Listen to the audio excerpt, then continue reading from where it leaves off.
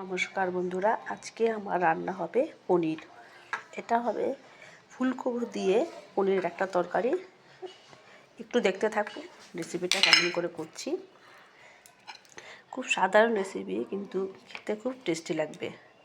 যেহেতু আজ নিরামিষ, একটু ভালোভাবে না করলে ভালো লাগবে না খেতে, তাই আর কি এটাই বন্দোবস্ত আর কি।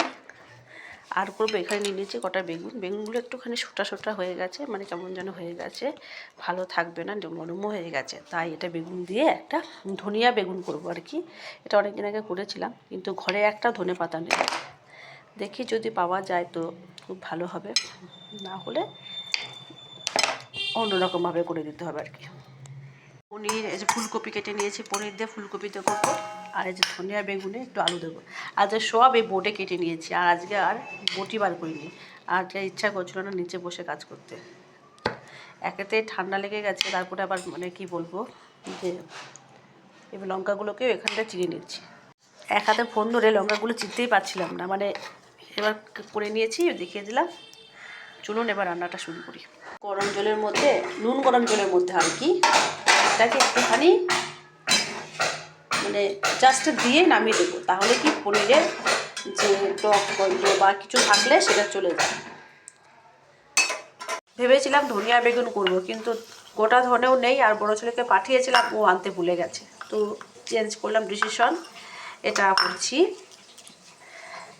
সর্ষে বাটা দিয়ে করে দেবো, সর্ষে পোস্ত দিয়ে এটা করে দেবো। যেহেতু আমি পনিরটা সাদা করব, তাই এখানে দিয়ে দিলাম কাজু, কিশমিশ, পোস্ত, কিশমিশটা দিলাম, কাজু দিয়েছি, কাঁচা লঙ্কা, আদা, আর একটু দিয়ে দেবো দুধ দিয়ে এটাকে পেস্ট করে নেব। আর এখানেও আমি টক দই দিয়ে ভালো করে এটাকে ফেটিয়ে রেখে দিয়েছি। এই হবে রান্নাটা। এখানে কালো জিরে ফোড়ন দিয়ে আলুটা ভেজে নিচ্ছি, বেগুনটা ভাজা হয়ে গেছে, আর পনিরটা হালকা করে ভেজে নিচ্ছি। দেখুন সব পেস্ট করে নিয়েছি।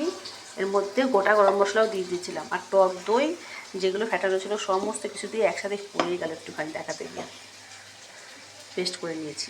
দিলে সর্ষে, পোস্ত আর শুকনো লঙ্কা আর কি কেটে নিয়েছি, সেটা দিয়ে দিলাম। এবার এর মধ্যে দিয়ে দিয়েছি একটু নুন আর একটু মিষ্টি আর কাশ্মীরি লঙ্কাগুলো কালারের জন্য। শুকনো লঙ্কা দিয়েছি বেটে যেহেতু, আর অন্য লঙ্কাগুলো দিলেন না।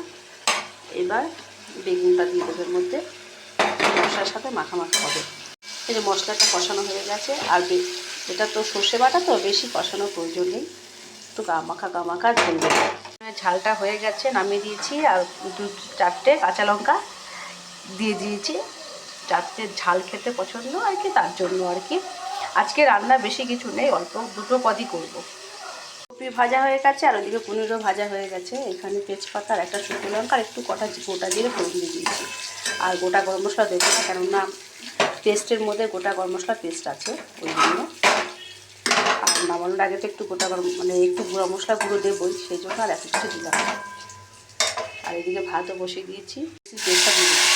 এর মধ্যে একটু নুন, মিষ্টি আর একটু হলুদ গুঁড়ো আর একটু কাশ্মীরি লঙ্কা গুঁড়ো দেবো। আর কাঁচা লঙ্কা তো পেস্ট করাই আছে এর মধ্যে। এর মধ্যে ফুলকপিগুলো দিয়ে দেবো, একবার ফুলকপিগুলো এর সাথে মিশিয়ে কষিয়ে নেব।